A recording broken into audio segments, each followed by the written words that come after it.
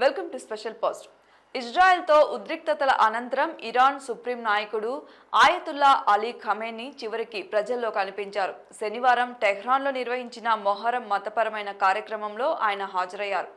ఇది జూన్ 14న ప్రారంభమైన Iran Israel వైమానిక దాడుల అనంతరం ఖమేనీ బహిరంగంగా కనిపించిన తొలి సందర్భం కావడం విశేషం.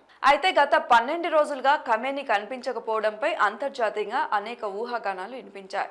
ఇజ్రాయెల్ దాడుల్లో ఇరాన్ సైనికాధికారులు అణు నిపుణులు మరణించడం వల్ల ఖమేనీ సురక్షిత ప్రదేశానికి తరలించబడ్డారు. ప్రజలు ముందుకు రాకపోయినా యుద్ధ సమయంలో ఖమేనీ వీడియో సందేశాల రూపంలో పర్యవేక్షణ కొనసాగించారు.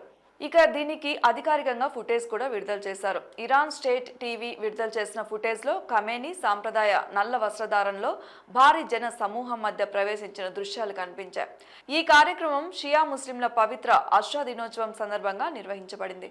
ప్రతి ఏడాది ఈ మతపరమైన ఆచారానికి ఖమేనీ హాజరవుతారు. ఈ ఏడాది భద్రతా కారణాల వల్ల ముందుగా రికార్డ్ చేసిన ప్రసంగాలే ప్రసారం చేశారు. ఇక ఇరాన్ ఇజ్రాయెల్ వైమానిక దాడులు, గోప్య చర్యలు ప్రస్తుతం గల్ఫ్ ప్రాంతంలో తీవ్ర అస్థిరతను కలిగిస్తున్నాయి. ఇరాన్ పాలన అంతర్జాతీయ ఒత్తిడిని ఎదుర్కొంటూనే తన ప్రభావాన్ని ప్రదర్శించేందుకు కట్టుబడి చేస్తోంది.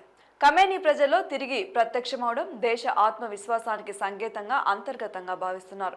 యుద్ధ ఉద్రిక్తతల మధ్య ఖమేనీ ప్రజల ముందుకు రావడం ఇరాన్ భద్రతాపరమైన విధానాల్లో ఉన్న అప్రమత్తతను, అంతర్గత శక్తిని తెలియజేస్తుంది. ఇక మధ్య ప్రాచ్యంలో ఉన్న అస్థిరతల మధ్య ఇది ఒక ప్రాముఖ్యమైన పరిణామం కాబోతుంది.